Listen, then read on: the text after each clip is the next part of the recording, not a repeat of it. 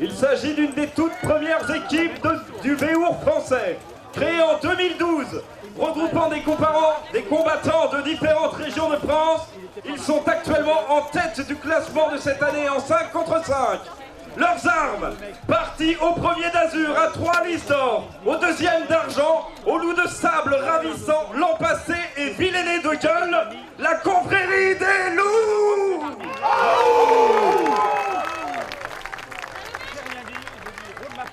Et face à eux, venus d'Angoulême, leurs armes, d'azur à une face d'argent, à 2 tours d'argent jointes par un mur de même, le tout maçonné de sable, la herse relevée et à un bras dextre armé d'argent et tenant une épée d'or.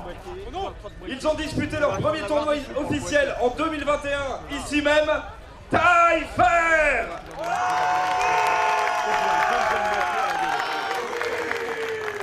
C'est reparti, mesdames et messieurs. On peut voir que ça se regroupe violemment sur la droite.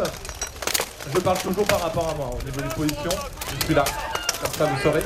Première chute côté Taillefer, c'est le capitaine des loups qui l'a envoyé au sol. Bastien, bien énervé, qui bloque complètement son adversaire, plante son ST en train de travailler les bras, les côtes et de lui refaire. Oula, il a bloqué son gantelet dans son. Il a bloqué sa hache dans le gantelet de son adversaire. Donc vraiment il est en train de s'arrêter pour l'envoyer au sol. C'est tout un gros travail. Oh, il écoute les armées, il se fait attraper par son adversaire, il est bloqué par Sylvain, qui essaye de le retenir, mais c'est un petit peu peine perdue, le combattant de Taillefer. Ah bah si, il est quand même bloqué. Pendant ce temps, l'Aspect des loups, qui est protégé par le capitaine afin qu'il puisse continuer à faire son travail et pas être envoyé au sol. Oh, il a voulu le pousser sur son adversaire pour son coéquipier, pour le faire tomber. Il a tout à fait le droit. Si vous parlez de notions, de chevaleresque, ce genre de choses, on n'y est pas. Ici, on est là pour le combat. Il y a des respects, il y a des valeurs de respect, d'entraide, d'écoute, ce genre de choses. Mais on se frappe dans le dos. On n'hésite pas à user tous les moyens autour des épingles pour envoyer son adversaire au sol. Parce que là, le but, c'est quand même de remporter ce match. Un blanc, c'est plutôt pas mal bloqué, on peut voir un des gabarits assez importants. La double chute ou pas? Non? Ah non, pas double chute, il est retombé comme il fallait. Donc les arbitres laissent continuer. Je vois l'un des gentils géants de la confrérie des loups, c'est bon, je vais attaquer au suivant. Donc avantage en tout cas de 3-1 pour la part de la confrérie des loups. Encore un adversaire au sol, ce sera... Oh, quelle magnifique projection! Il n'a pas du comprendre ce qui lui est arrivé. Donc là on attend le score final pour ce round.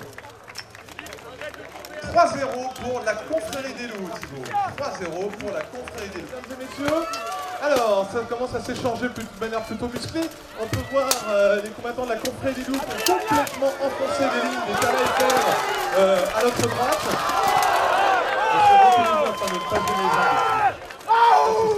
Alors ça commence, on a déjà une double chute au fond de la liste, notamment du tank des Taillefer, un combattant assez musclé et bassif pour retenir ses adversaires. Donc un ennemi en moins, ça fait du bien, surtout quand il a ce rôle-là. Deuxième chute, projection de la part de la confrérie des loups. On peut voir de l'aide qui est demandée. Alors les combattants de Taillefer qui restent sont en mauvaise posture. Aïe aïe aïe, je vois l'astier de la confrérie des loups qui prend une hache à 2 mains. Il va la battre sur son adversaire. Et ça fait mal. On n'aimerait pas être à sa place, hein, on va pas se mentir.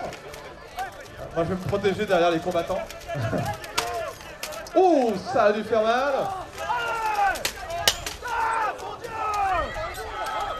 Ah, il a dû être sonné là. Oh, dans la hanche. Oh, oh, il a dû le sentir passer. Hein.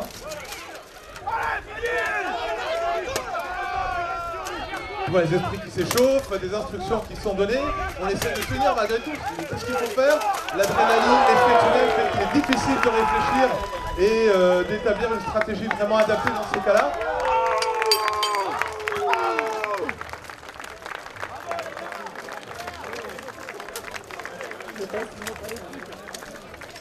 Alors 4-0 pour la confrérie des loups. 4-0, monsieur.